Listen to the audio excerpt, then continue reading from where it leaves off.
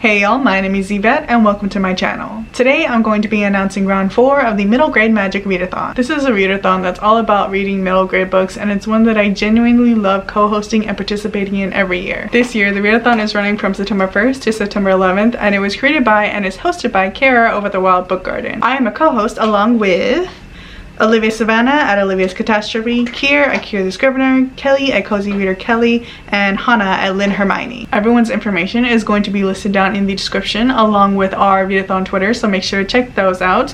All of the co-hosts are putting out announcement videos, and some of us are doing TBRs, and some of us are doing recommendation videos, and there's going to be some reading sprints, so there's a lot to keep your eye out on. Every year for this readathon we have a different theme that the prompts are based around. Like last year we had the prompts based around different middle grade authors. For another year we had it based on different literature quotes, and this year the theme is going to be choose your own adventure. There are 5 different categories with multiple prompts under each of them to choose from, and they're all going to be based off of a different character type or setting or trope that you might find in a middle grade novel. And the idea is that with each prompt you choose, you're sort of building up your own middle grade adventure. The only prompt that's going to be required is choosing one of the prompts from the first category, which I will get to in a second, but besides that you can pick and choose however many prompts you want from whatever categories. So the first category is choosing a main character for your adventure, and for this one you're going to have 2 choices. The first one is read a book with a main character who's different from you, and then the second one is to read a book with a main character who shares something with you. The second category is choosing a companion to go on your adventure with you, and there are 5 different choices. The first option is having a friend come with you, and the prompt for that one is read a book recommended by a friend. The second option is having a sibling or a cousin or another family member coming along with you, and the prompt for that is to read a book with themes of family. The third one, and my favorite from this category, is an animal companion, and for that one you can read a book with an animal on the cover / title / etc., or you can read a book chosen by a pet or one that you think that they would like. The next option is an enemy, but let's hope that they are a friend later, and the prompt for this one is read a book that you are unsure about. And the last option for this category is having a mentor come along with you.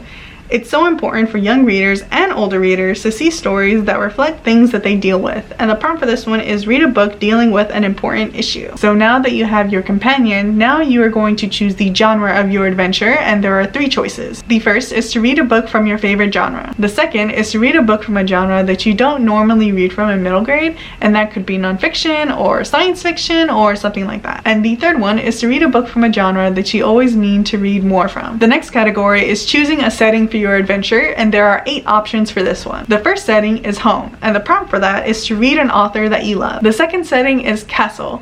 Castles unfortunately often come with dungeons, and the prompt for this one is to read a book with dark or serious elements, and that could be the tone, cover, etc. The next setting is a school. Learning is lifelong, and the prompt is read a book that makes you curious or interested. The next one is forest. A forest can be quiet and even lonely, and the prompt is read a book that you haven't heard much about or that doesn't have many reviews. The next setting is the cool kids house, and for this one you have to read a hyped book. After that we have a community center, and the prompt for this one is to read a book about community support, found family, people coming together, etc. The next setting is a book. A book itself can be a setting, and the prompt is read a cozy or comforting book. And finally, the last setting that you have to choose from is the witch's cottage, who is a very nice person, thank you very much, and the prompt is read a book that breaks the rules, aka stereotypes, of middle grade. And now for the last category of building up your own adventure, and that would be choosing a plot, and there are 7 options for this one. The first plot that you have to choose from is having an internal conflict,